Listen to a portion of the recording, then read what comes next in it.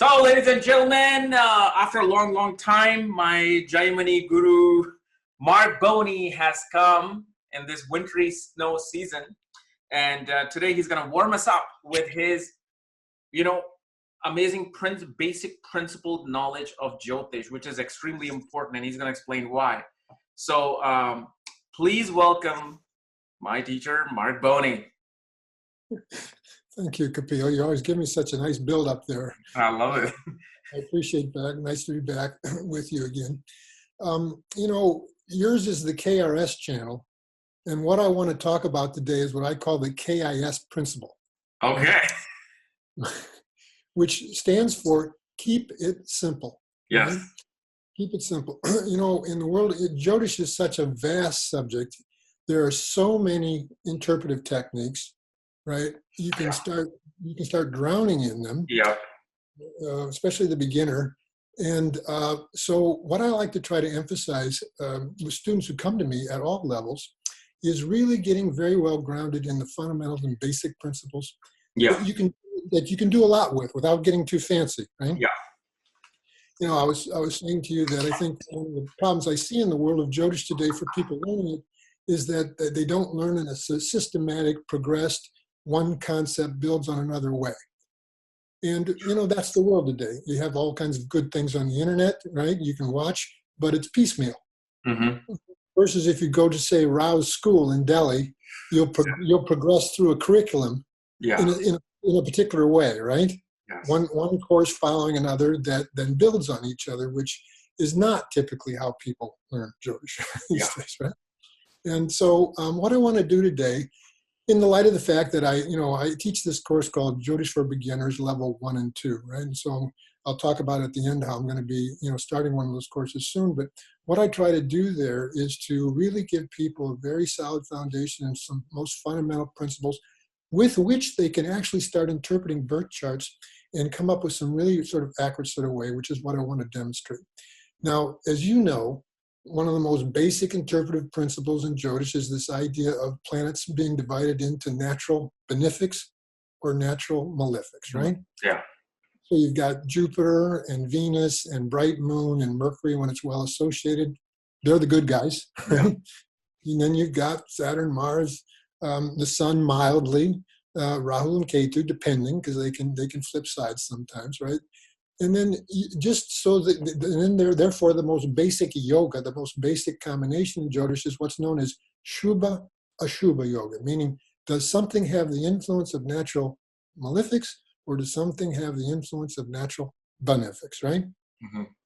And so so with just using these principles, along with knowing the meanings of the houses, as you well know, you can sometimes identify some really important trends and karmic themes in a person's life. And so let me share my screen here and pull up a document. So where's the document?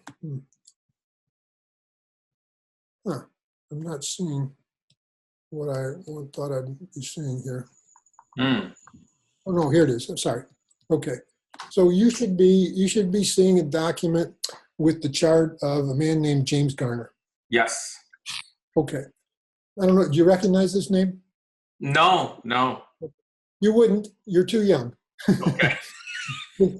This was someone who was a prominent American actor, both TV and movies. Okay. Okay. A leading man, right? And if you look at his chart, when you think about this idea of influence of natural benefics, what really catches your eye? Is the benefics in the 7th house somehow, partly, I would even say, causing Lagna and Chandra Adi Yoga? Not even going into yoga. Okay. Because we're keeping in the Kendra. We're keeping it simple. Okay. Right? And so what's the primary meaning of the 7th house? 7th house, marriage, business, partnership. All right. And then the influence of natural benefics, for the most part, is always going to be a good thing, right? Yeah. And what do you know about these natural benefics that would really catch your eye in particular? That would be Jupiter and Venus. Jupiter being in its own sign, Venus being exalted. Okay, so not only do you have all the natural benefics in the seventh house, you've got the Lord of the seventh house in the seventh house. And, you know, one of the principles in Jyotish, basic principles, is that if the meanings of a house are going to flourish, the Lord of the house in that house or the Lord of the house aspecting that house is a very basic principle, right? Mm-hmm. And then you've got the idea of Shubha Ashubha Yoga, influence of natural benefics. Yeah. And now look to see, is there any influence of natural malefics on that house? Just mild with sun being in the seventh house. So if the sun is considered a mild malefic, then that would be the only thing. Otherwise, there's no aspect or occupation by Mars, Saturn, or Rahu and Ketu. Yeah. So in other words, you have all benefic influence on the seventh house, all benefic influence on the seventh lord, and the absence of any malefic influence. Yeah. What are you going to conclude then about his karma with the seventh house? Great marriage, great relationships, even great career, especially with, I mean, again, I'm seeing yogas, but everything in a... Just ignore the yogas because we're keeping it simple. Yeah. Right? Yeah. What this means is that the seventh house could hardly flourish more. Yeah. And so if you knew the facts of his life, he married at a very young man in his early 20s, and this is a Hollywood movie star, remains faithful to his wife until he dies in his mid-80s. Wow. In other words, he had a 60-plus year marriage. Wow. And apparently, according to the gossip of Hollywood, he didn't fool around. Yeah. Which is extraordinary, right? Yeah. And so now I'm making a point by showing an extreme example here. Yeah. Right? But this is by just knowing the idea of natural benefics, just knowing the idea of the Lord of the house in the house, just knowing what the seventh house means, you could have made a very accurate interpretation about what this person's life experience was. Absolutely. Now, where do all those natural benefics then also aspect? Ascendant. On the first house. Yeah. Right? Including the Lord. Yeah. Now, some people are going to look at this and say, well, isn't Mercury debilitated? Yes, it's in its sign of debilitation, but of course, very effective cancellation by being with its Lord and being with an exalted planet. That's a little more advanced. Yeah. But still pretty simple. But the idea of Mercury not just aspecting onto Virgo, but Mercury aspecting as the Lord. Absolutely. Keep in mind the basic principles that two of the things that helps a house to give its good results the most is having the Lord in the house or having the Lord aspecting onto the house. So what could be the simplest interpretation about that? And notice again that there's absolutely no influence of, the Mars would aspect onto the love. Right? Well, one thing you can clearly see that the person would find recognition, and one will be also quite charming. And what's the simplest interpretation? What does the first house represent? Just the individual themselves, health, and the body, right? Yeah, the body. So the classics of Jyotish would say felicity of the body, happiness of body. What does that mean? It means health, right? Health. Yeah. And then, of course, you were going a bit further. You've got an exalted Venus here. You got the Lord aspect, and so charming, artistic, right? Handsome, pleasing in appearance. Again, all you're doing here is seeing the influence of the Lord of the house on the house and the influence of natural benefics, and for the most part, the lack of influence of natural malefics. That's what I mean by taking some very basic principles, but you could draw some really excellent conclusions about the results of this person physically in terms of his personality, his body, and so forth, first house, and what his karma would be in relationships. Right? Mm-hmm. Now I'm going to show you another chart. You probably do recognize this name. Yes. Yes. Another Hollywood movie star, right? Yeah. What's the same, but what's different in this chart? No malefics conjunct this, like no sun. Well, James Garner had all the benefics in the seventh house. He has all the benefics in the ascendant, yeah. Same way. Yeah. And again, Jupiter strong in its own sign. Before it was the seventh lord in the seventh house. Here it's the first lord in the first house. Yeah. So he was also, now is there any blemish on this combination? Unlike we aspect saw, of Saturn. Aspect of Saturn, right. Yeah. And then, in both charts, who's the natural significator of love and love relationships? Venus. Venus. So before you had Venus strongly placed in the Kendra, exalted. Here you've got it in the Lagna with two benefics. But there's then now the aspect of Saturn. So it's not as completely a clear picture. But Paul Newman did have a very young marriage that he then did divorce, but then he married another actress, Joan Woodward, and they had a marriage that lasted like 50 years until he died. So what do you see here? What do you see here again? You see the Lord of the seventh house, Mercury, aspecting onto its own house. Yeah. It's conjunct two benefics, and those two benefics also aspect the seventh house. And there's no influence of natural malefics, except the aspect of Saturn, right? Yeah. So it's not a completely blemished picture, but still everything, for the most part, the weight is on the positive, right? Yeah. Simple principles. Now, look at his Mars in the fifth house. So even when a natural malefic is in its own house or aspecting its own house, the basic principle in Jyotish is that that's still good for a house, right? Yes. Right? But then who does both the fifth lord and the fifth house get an aspect from? Jupiter and Saturn. One positive, one not so positive, right? And then who's the Karaka of children? Jupiter. So we see here that Jupiter is with two benefics, but it also gets this aspect of Saturn. And then both the fifth house and the fifth lord get the aspect of Saturn. And people might say, well, isn't Saturn in its exaltation sign? Yes. And as the second lord in the 11th house exalted, it gives Dhan Yoga, as you know. Yeah. And it did. He first got rich as an actor in his Saturn period. But he also had a tragedy with one of his sons who died of a drug overdose. Right? Okay. So you see Jupiter with the affliction of Saturn, and you see not just the fifth house, but also the fifth lord, both getting the aspect of a strong Saturn. I know I'm kind of going advanced, but is his Mars in Bharani Nakshatra? I don't know, and I purposely didn't put degrees in here. Maybe I should have, because I didn't want to get too complex. Okay, but you asked that because of the significance of Bharani Nakshatra, which represents the Yama and the god of death. Good. See, so you're in a very advanced Jyotishi. So you would bring those interpretive principles into play to add additional color to it. Right? And that's the value of that. What I'm trying to emphasize is that, just by looking at all the benefics in his first house, again, the body, the appearance, he was a very appealing man personality-wise. He was a very good-looking man, very handsome individual, enjoyed great health throughout his life, lived to a ripe old age, right? Yeah. So you see the influence of all those benefics in the first house, and then this long-lasting marriage, all those benefics on the seventh house.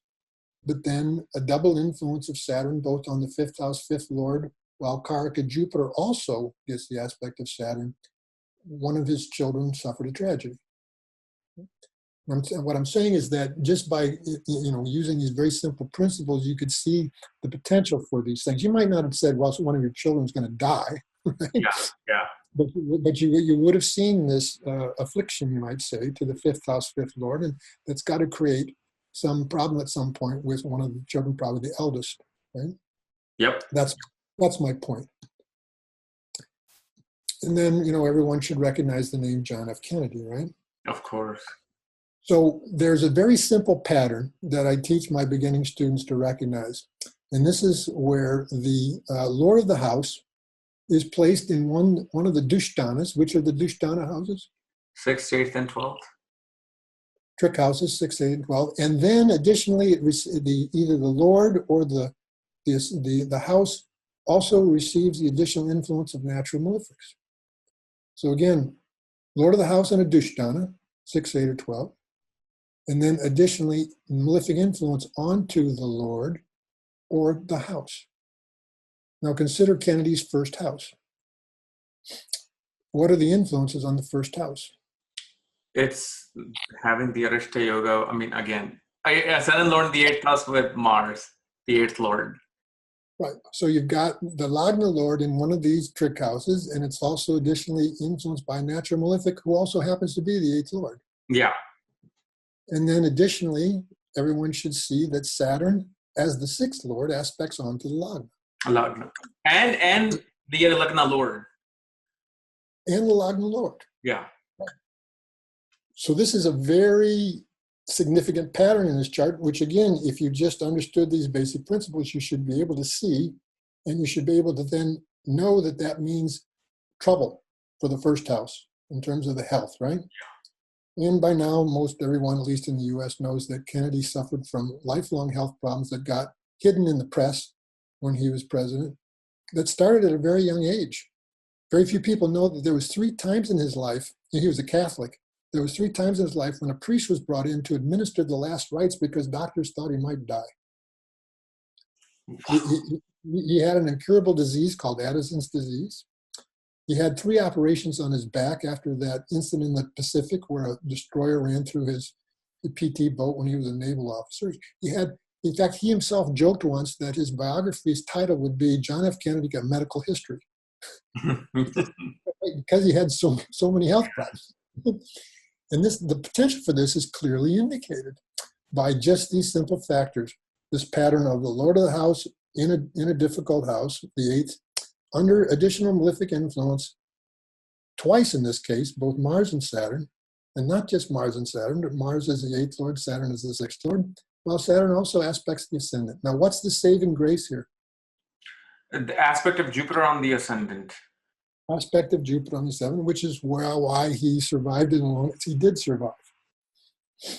So, the first house and the first Lord have real problems here, which were very evidenced in his life. So again, just knowing these basic principles, anyone seeing this chart should be able to derive that theme. Now, what house in his chart flourishes by comparison? 9th house. Your eye is naturally drawn to the 9th house. Why? 2 natural benefics. Yeah. Not only that, but the Lord of the sign in the sun. Yeah.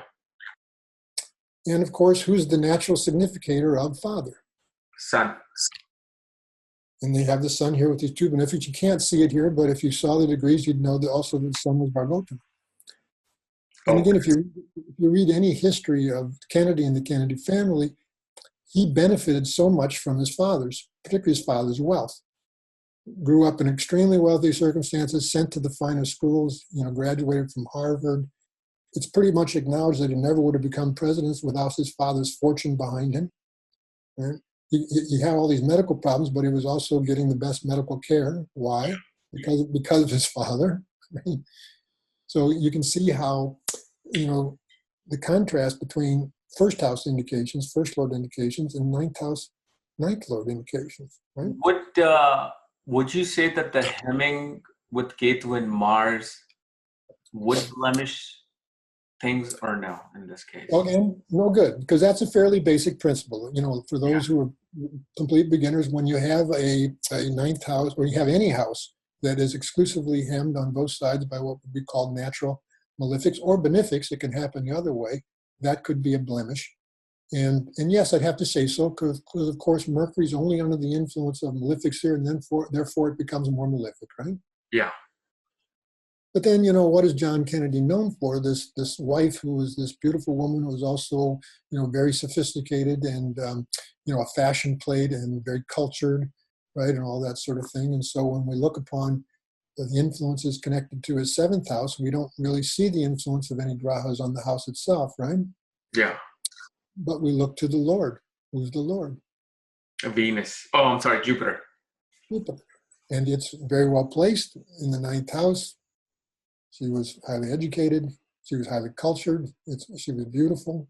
She, became something of a fashion icon. Yes. She was aristocratic. Think of the natural significations of the sun. And again, you're doing this really without yogas. Yogas is I just love yogas, and they're such an important part of it. But, if you just want to do Ashubha yoga, and, seeing placements of planets by house and so on and so forth, you can do a lot of Jyotish with that. Now, look at this chart. and look upon the influences on the first house. Oh boy, yeah. Heavy. All the malefics, right? Yeah. Now, the contrast to Kennedy's chart is that the Lagna Lord's not badly placed, right? And what's the saving grace in this case? Because you brought it up. Shubhakartri. Right, right. Yeah. So you see that this idea of two natural benefics on both sides of the Lagna. Yeah. Now, this is not some well-known person. That's why I'm not displaying the name, but this is someone that at a very young age had kidney failure and had to have a replacement of a kidney. In fact, when I met this person, she was 35 years old. She had already had 2 kidney transplants, Oh my God.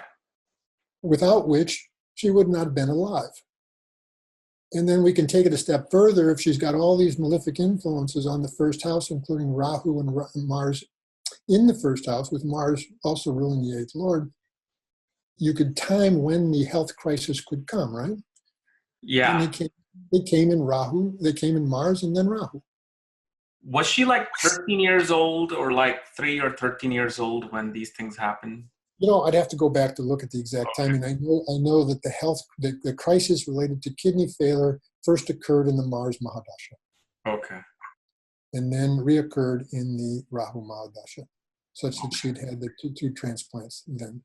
So all I'm saying is that if you knew some meanings of the first house, just a basic one, the body, and you understood the idea of natural malefics, and Yeah. you saw all this naturally malefic influence, you could pick up this chart and say, oh, this person could be someone who suffers from major health problems.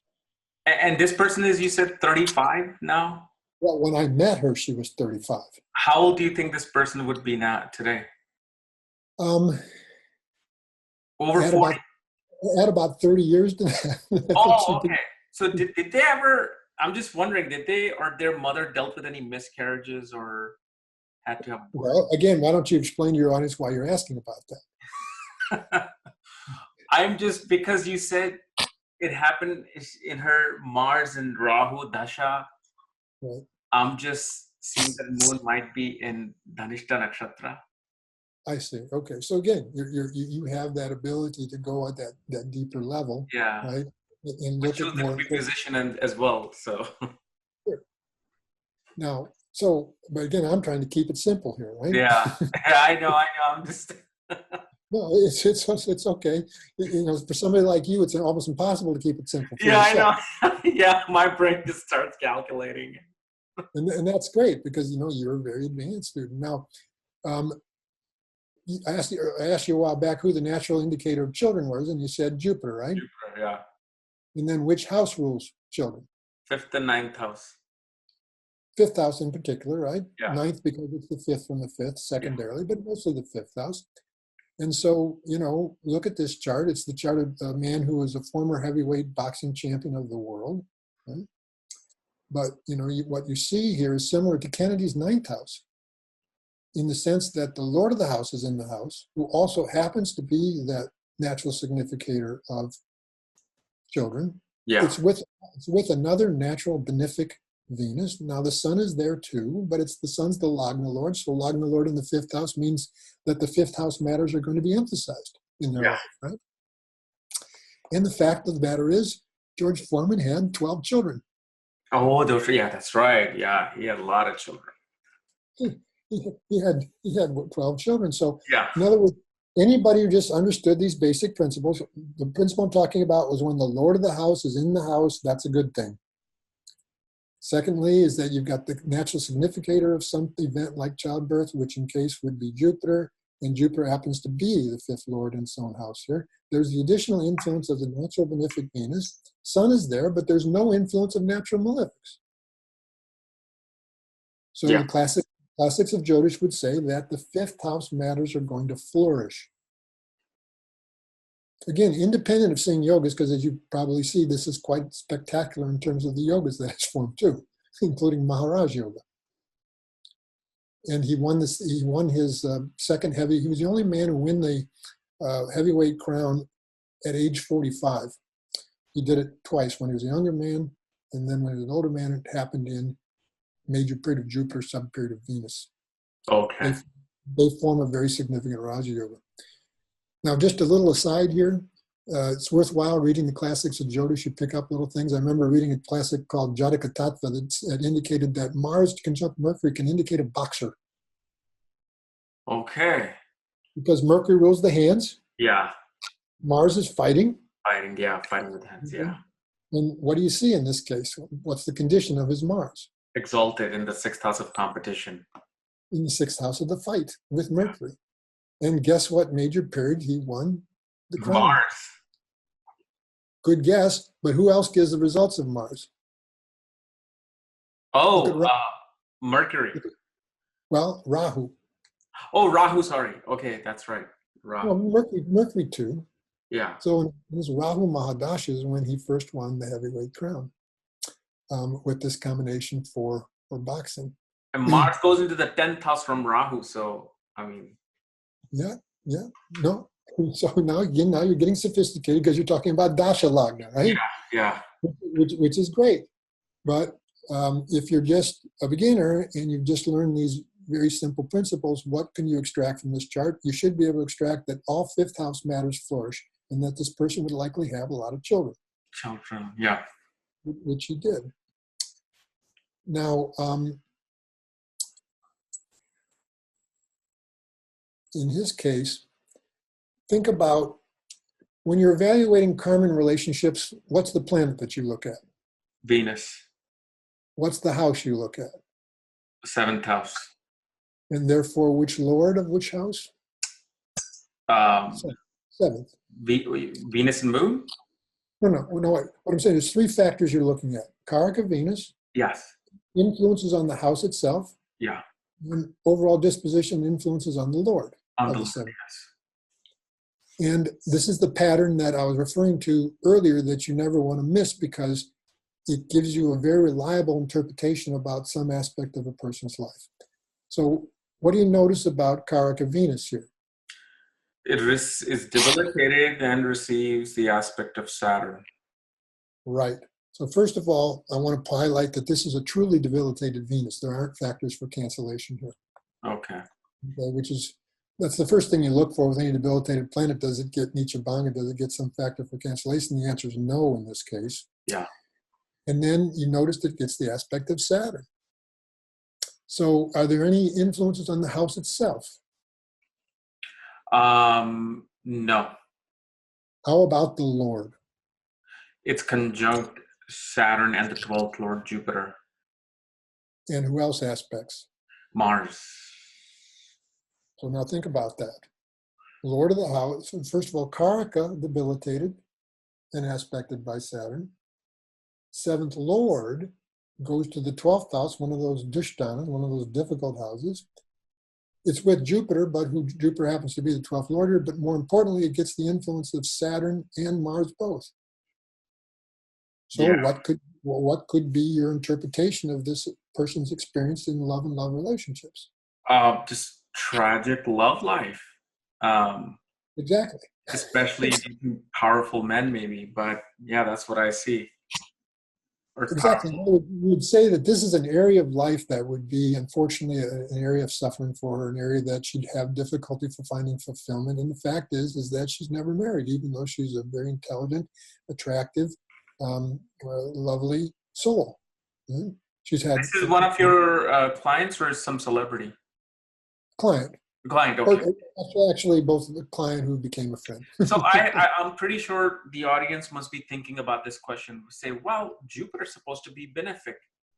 And good. If they go into advanced things, they'll be like, it's causing Gaj Kesari Yoga too. So why wouldn't it? Right. And this is what you come to understand when you're learning Jyotish is that combinations can have different sides to them. And some sides can be a favorable. So Jupiter as the 12th Lord in the 12th house is good for affairs related to the 12th house. And she's had a lot of wonderful foreign experiences. Okay. She was just recently in Bali after she moved into her Jupiter period being trained as a yin yoga teacher. Okay. But it also gives the aspect of Saturn, aspect by Mars. When you talk to her about the experience, there was a lot of challenges associated with it. Oh, yeah.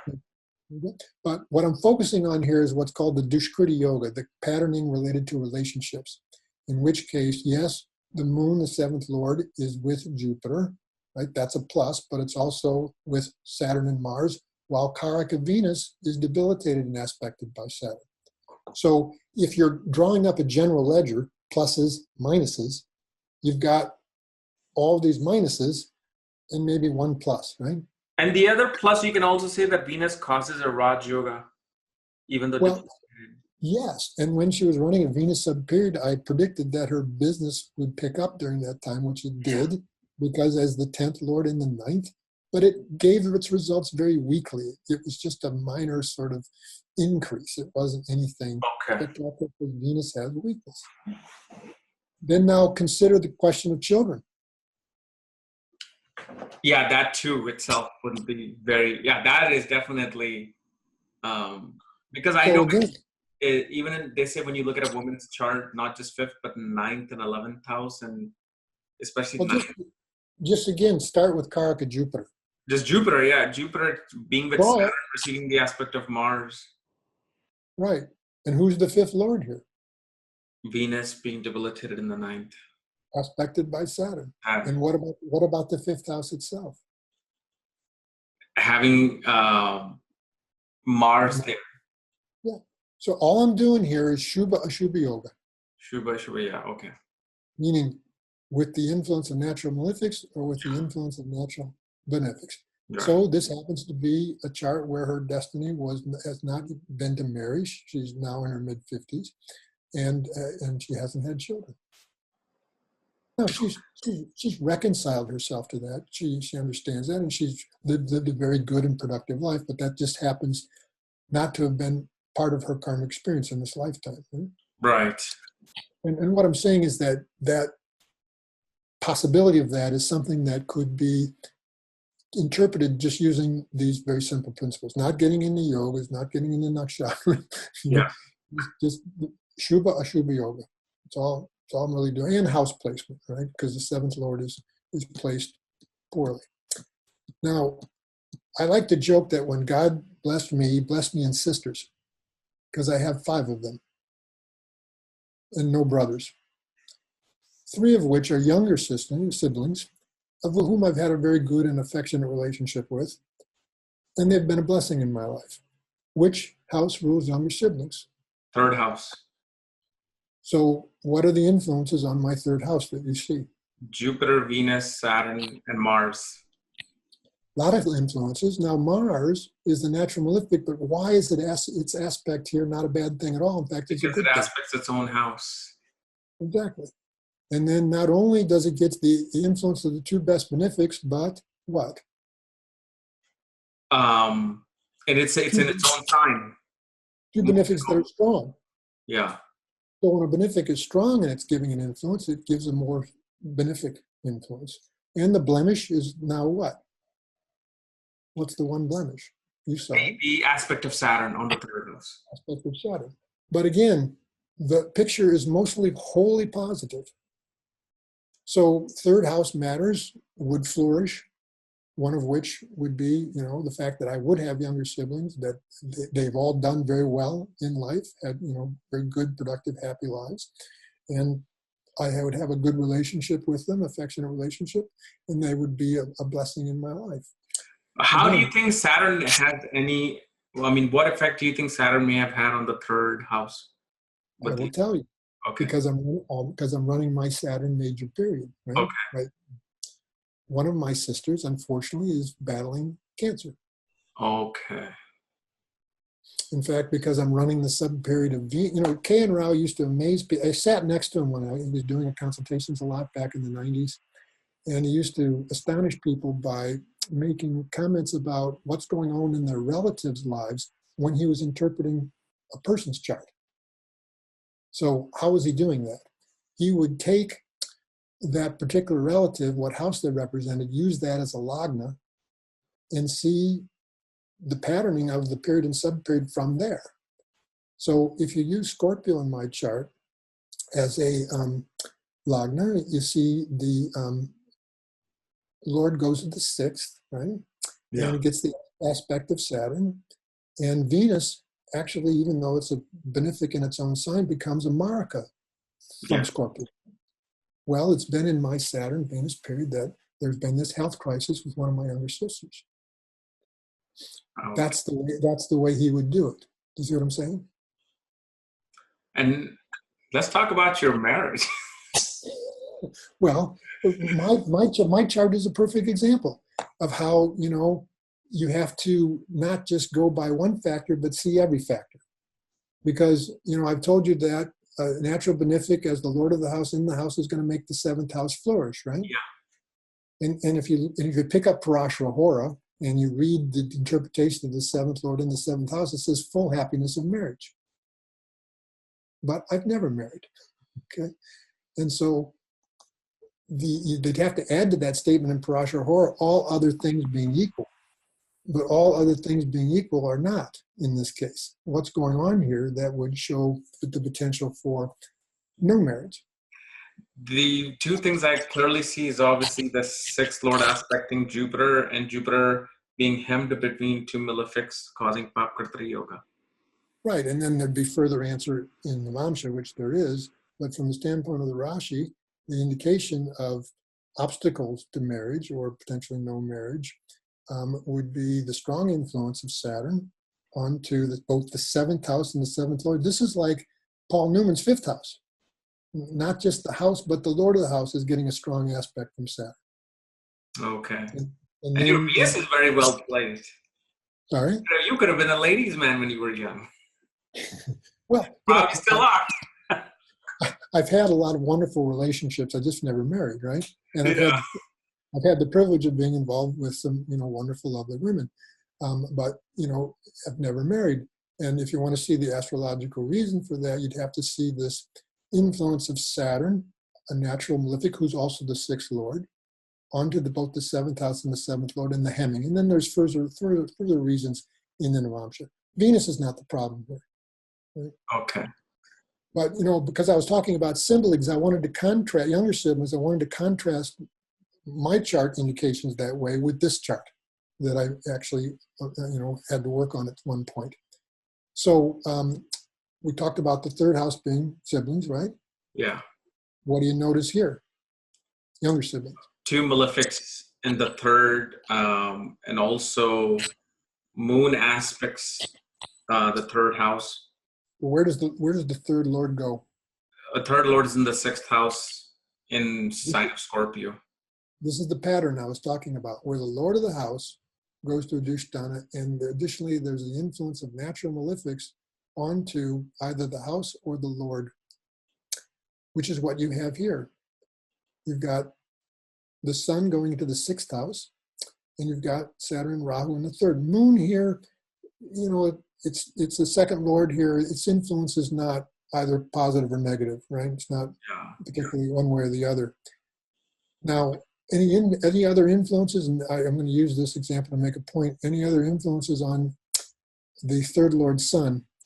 Oh, Jupiter aspecting sun.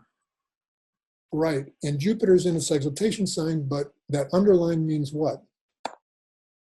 It's just a natural benefic. It's natural benefic, but in this program, when you underline a planet, what does that indicate? Do you remember? It means it's retrograde. Oh, yeah, I didn't know that. Yeah. Oh, sorry. Well, I'm explaining it now, Okay. right? And I wish to make a point, which is a more advanced principle. Kapiel Raaj used to teach that natural benefics, when they retrograde, won't necessarily protect in the way in which they normally would if they were not retrograde. Okay. So in other words, Jupiter's aspect onto the third Lord sun here is not, in his researches and mine as well, indicate that it doesn't protect the third Lord as much as it might otherwise. Now, I was asked to comment on the potentials of this person's Saturn-Rahu period. And this is going to surprise you. I actually predicted that this man would marry during this time because it's the period and sub-period of two planets in the seventh house from the moon. And because you taught us about the Saturn-Rahu Mahanantra Dasha always giving marriage. Can sometimes, but I did it from the Jaimini point of view. It wasn't just based on that, but I also saw some very negative potentials and implications of this period for who in his life. for his younger siblings. And what happened is that he had a younger sibling who had a stroke that left him paralyzed on one side of his body. So this is, again, just Ashubha Yoga and the activation of these in the dasha sequence, not getting very complicated, just KIS, just keeping it simple. But you could see here that the potential for some tragedy or some misfortune to the younger sibling is very evident by this pattern of two malefics in the third lord going to the sixth. Right? Yeah. That's all. That's my point. Okay.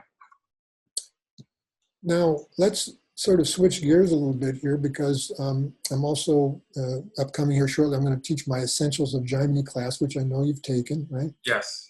And learn the basic principles of Jaimini, which is a brilliant system, and one I like to say that events sometimes come out in a very simple, straightforward, uncomplicated, simple way. Now, do you recognize this name? No, could be a tennis player. No, you got it. He's a professional tennis player who has been at times extremely highly ranked. I think he was maybe ranked number one. Usually that name always ends up being like a tennis player, like Martina Navratilova. So I'm like, I don't know what happened. My intuition said, oh, it must be some tennis player. You've probably seen the name, but he was in the news lately. Okay. And the reason he was in the news lately is because he won a major, what's called Grand Slam event, the Australian Open. Okay. Now, in the Jaimini system, for those who are not familiar, planets take on an additional status based on their degrees, right? And such as the planet with the highest degrees is referred to the Atmakaraka, or indicator of soul, as you know, and that would be Saturn in this chart. It's indicated in this diagram by the abbreviation AK. But you know that the AMK, the planet with the second highest degrees, can be utilized to predict career rise and career success. And why don't you share with the group the basic principle for periods that would indicate career rise using the AMK? It would be when AMK goes into the 10th house, 11th house, ascendant from the Jaradasha, and especially when it's in Raj Yoga.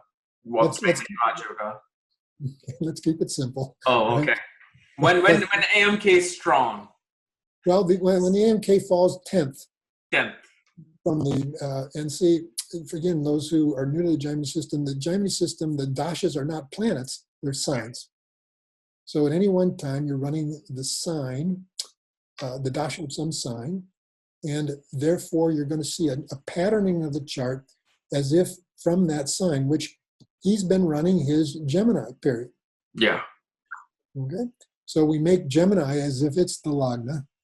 And going back to this diagram, who is the AMK? Who's the planet with the second highest degrees? Jupiter. Jupiter. And what's Jupiter's condition here? It's in its own sign. I think it might be Vargottama, but I'm not. Not quite. Sure. Not quite. Okay. It's not Vargottama, but it's strong in its own sign. So look, if you use Gemini Lagna, look at what happens to the 10th house. Yeah. It has its own lord, who just then happens to be the AMK. And since you've taken the course, you know that the combination of the PK moon, planet with the 5th highest degrees, and the AMK, planet with the 2nd highest degrees, form a Jaimini Raja Yoga. Yeah. And that is added to by the fact that Mars is in a mutual sign aspect with each of them, forming additional Raja Yoga. Mm-hmm. So one of my students who follows tennis saw that he was going to be moving into his Pisces period a few years back, when his career was actually starting to go downhill due to some injuries and stuff. And my student, who had taken these Jaimini courses, predicted that when he starts running his Pisces period, he would rise up again. He did that just based on the fact, one idea. AMK strong, falling in the 10th house from the Dasha Lagna in Jaimini Raja Yogas. Right? Yeah. Now, he had to go right with his prediction. And then, of course, it's going to happen in certain sub-periods. And in this case, he won the Australian Open in the sub-period of Aries. And again, one of the simplest interpretations, Shubha Ashubha, you'll see that Aries, which becomes the 11th house from the Dasha Lagna Gemini, has the natural benefic Venus. And of course, the 11th house has to do with honors, awards, and victories. Mm-hmm. So it was in the major period of Gemini and the sub-period of Aries that he wins the Australian Open, and he's back up, at the very top of men's professional tennis. Wow. That's simple elegance. Yeah. I mean, all you really need to know is that the AMK falling 10th from major period can bring about, an elevation for a person. And then if the planet's in a particularly good condition, like Jupiter is here, and then additionally it forms, Jaimini Raja Yogas, then you're going to see a trend that's true. Now, I want to use this chart, which is not a celebrity, to, indicate sort of simplicity again in terms of the Jaimini system. Well, this person, a while back, she's an elderly woman, moved into her Scorpio period. Okay. And, I teach 7 steps for interpreting any Jaimini sign-based dasha, like Chara dasha, which is the main predictive dasha in the Jaimini system, like unto Vimshotri in the Parashara system, right? It can be used with all charts to predict all events. So the first level of interpretation is, which house of the horoscope is Scorpio? It is the 5th house. So what this means is that inner Scorpio major period, 5th house matters are going to be highlighted. Yeah. At a younger time in her life, say if she was in her mid-20s, it might mean she'd have children during this time. Yeah. At her age, it's not going to mean that, right? I happen to know that she has 3 sons, adult children, right? Because I said she was elderly.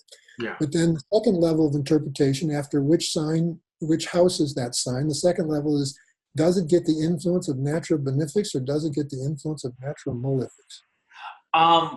Okay, well, one the second step to this would be Scorpio is also the original 8th house. That also becomes active. Well, you could. That thinking is not wrong astrological thinking. I don't think it would be my second step. Okay.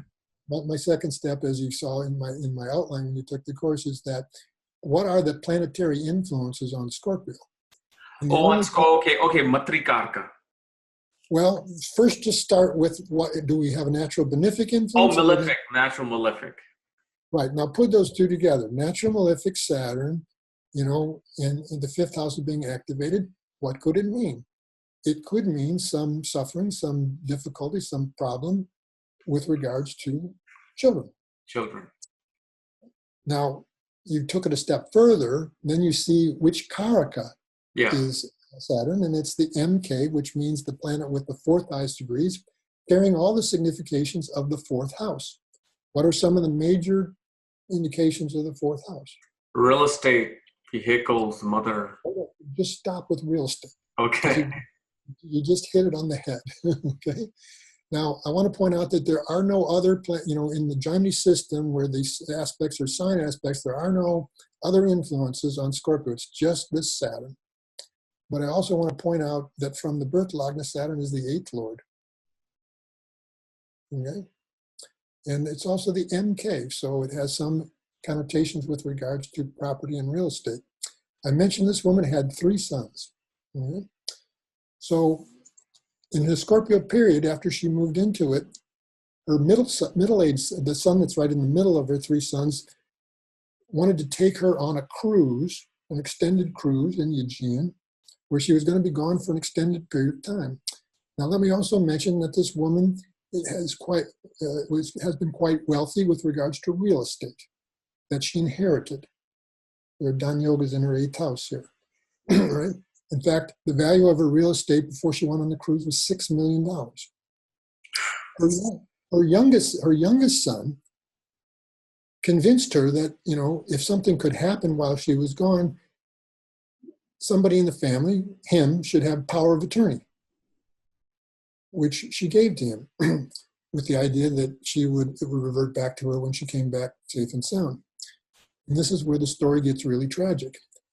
While she was on this cruise with her middle son, the youngest son liquidated all her real estate assets and essentially stole her fortune.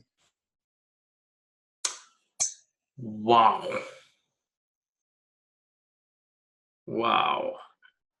Now, you want to get more sophisticated here. In what 10-degree segment of the zodiac that can be problematic does this Saturn fall? You recognize that at all? Well, what did you say again? What 10-degree segment of the zodiac, which can be, as a special name, and can be a special, actually problematic, does this Saturn fall? Have you heard of Sarpadecanates? Sarpadreshkon. Sarpadreshkon. Sarpadreshkon. No. Okay, so there are certain 10-degree segments of the zodiac, a Dreshkon, that are referred to as Sarpadreshkons, and natural malefics there, particularly in Scorpio, they can give rise to some pretty nasty type of experiences. Right? Okay. But see, that's not the end of it. Her middle son, who took her on this cruise, who was a concert violinist and stands up to play a lot, was having problems with his leg. They gave him steroids. He had an allergic reaction and died. Wow. So all I'm putting together here is she's running the period of the Scorpio, the fifth house. It contains this natural malefic Saturn. Yeah. In this Sarpadreshkon.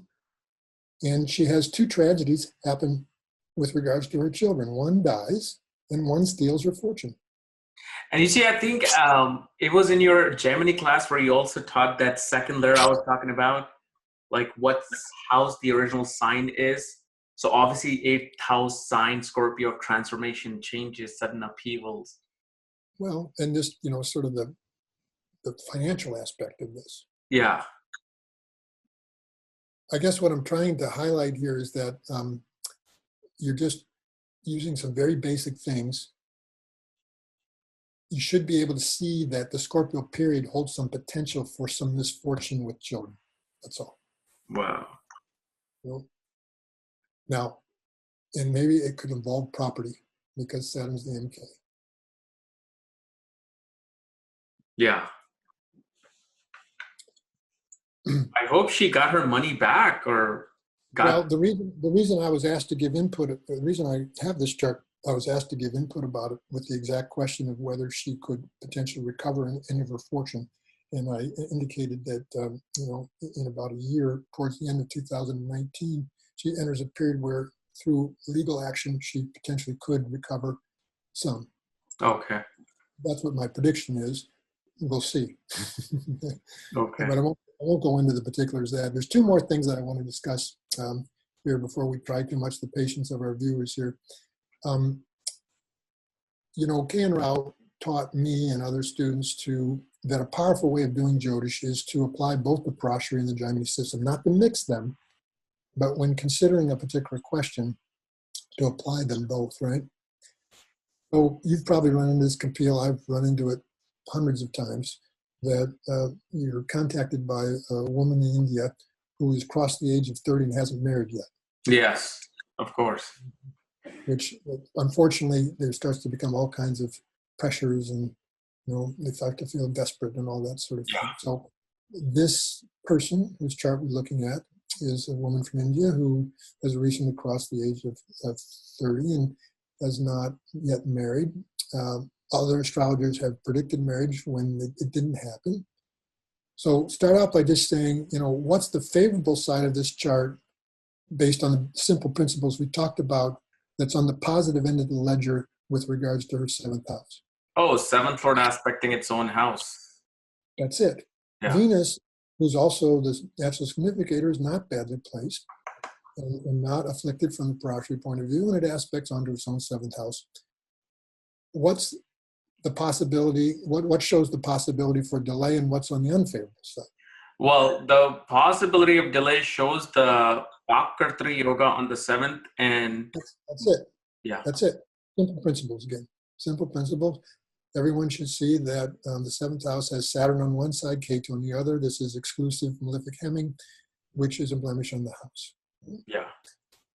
Now, if we look, so what is the planet that in the Jaimini system that represents the spouse? What do we call it? Dharaka, planet with the lowest degree. Lowest degrees, which is indicated by the sun here. You see the initials DK after it. Yeah. It's not particularly problematic. It falls in a fairly neutral house. It's with Mercury, the MK. It's not afflicted by natural malefics. It's not with the GK. So you see that it's not in a bad condition, right? Yeah, not necessarily. I don't know if you would consider debilitate. Oh, I'm sorry. That's not even debilitate. Oh, I was looking at 7 as being Libra. My bad.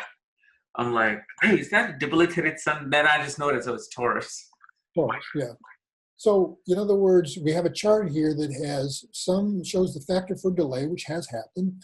But, I would not judge it as being a no marriage chart. I would judge it as being a delayed marriage chart. Right? And I've actually, predicted a time coming up here in the future where I thought, I've told her where I thought the marriage could happen. I won't go into details about that. But I want to contrast this chart to this one. Actually, I just want to say one more thing. We use the Dharaka in the Jaimini system, as you know, to try to time this marriage, right? Mm-hmm. And we see the DK, the planet with the fewest degrees, which is the sun here. We see it both in the birth chart, and we also see it in the Navamsha. And you can see that in her Navamsha, it falls into Pisces.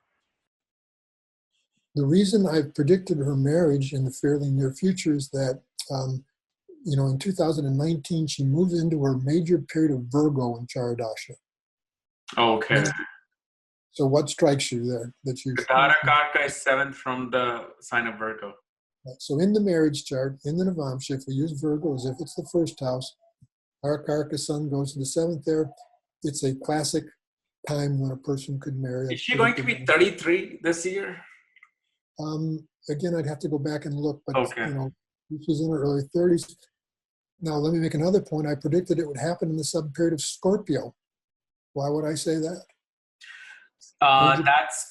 That's because, sub-period of Scorpio. That's because Dharakarka is 7th from the sign of Scorpio.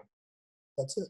Yeah. So this is the simple way in which we can time potential marriage and relationship giving periods using the Dharakarka.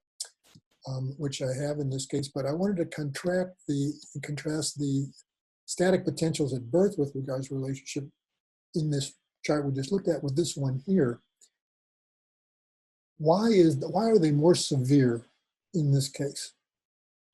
That's obviously because the 7th Lord, who happens to be a Dharakarka, is conjunct Saturn, a natural malefic. Who is also a Ghatani Karka, planet with the 6th highest degree, which is a problematic 6th house energy. And then Venus, the Karka of marriage, is in Papkartra Yoga. You see, well, let's take things systematically one at a time. From the Jaimini point of view, the reason is that Jupiter, who is the DK, is with the natural malefic Saturn, who also happens to be the GK, which is like the 6th Lord in the Jaimini system. Yeah. So in other words, it has this double affliction this way. That's from the, and then natural Karaka Venus would also get this aspect of Saturn as the GK. Oh, that's right. Yeah, Saturn would be aspecting Venus, yeah. Now look at it from the Parashari point of view. What's the plus? What's the minus? Well, the plus is that Venus is in the ascendant with Mercury creating a Raj Yoga, and the minus is the Papkartra Yoga on Venus. And just from the standpoint of relationship potentials. I mean, I know you see the yoga. Okay. From relationship, well, Venus aspects the 7th house, and 7th Lord itself is in the 4th house. That would be the only benefic aspect. So you have two benefics aspecting onto the 7th. 7th, yeah. Mercury and Venus, Mercury being strong on its own side. And that's on the plus side of the ledger. But Jupiter is the 7th Lord, again, with Saturn, who's also the 8th Lord. You see how all the benefics in this chart are under the grip of Saturn. Jupiter's with Saturn, and Mercury, Venus are aspected by Saturn, and as you mentioned, they're also malefically himmed, Karaka Venus. So this patterning is my point is because both from the Parashari point of view and from the Jaimini point of view, and we're gonna finish here shortly. Also from the Jaimini point of view, there's confluence, meaning there's major influence of Saturn in both ways. Of course, Saturn is the planet of delay, potentially denial. This woman is a 36-year-old woman who, again, well-educated, successful in her career, intelligent, attractive, has had a number of relationships, but is not married and desires to have a legal sacramental marriage. This patterning is at a different level of difficulty than the one previous. Why? Because, there are problems showing up from both perspectives. Okay. Now, from the audience mindset, you must be thinking, okay, well, what if a benefic was a Katani Karka with Jupiter? And also they must be thinking, well, Saturn also becomes the ninth lord, creating a Raja with Jupiter. Why would these two things be? Well, again, now she's been running her Saturn period. And that combination of Saturn and Jupiter is a 9-10 combination in the fourth. And she's been very successful in her career.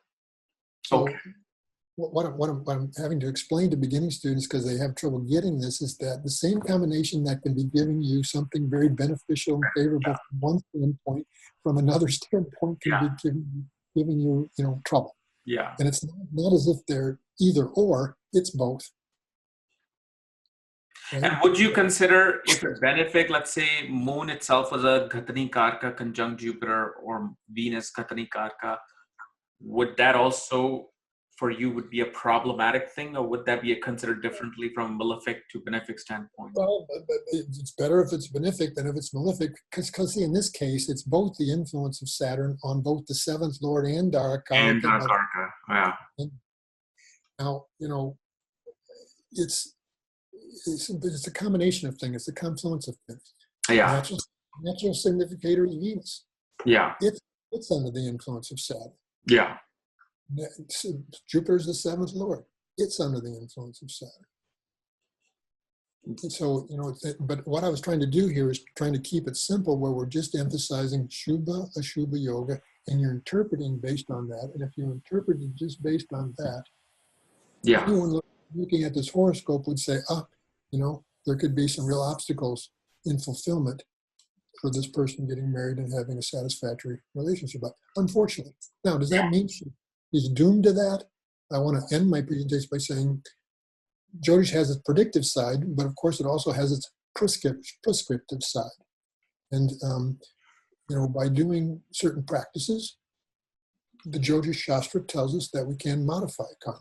I'm not saying that it's easy or you chant a few mantras and it happens overnight. Yeah. Right?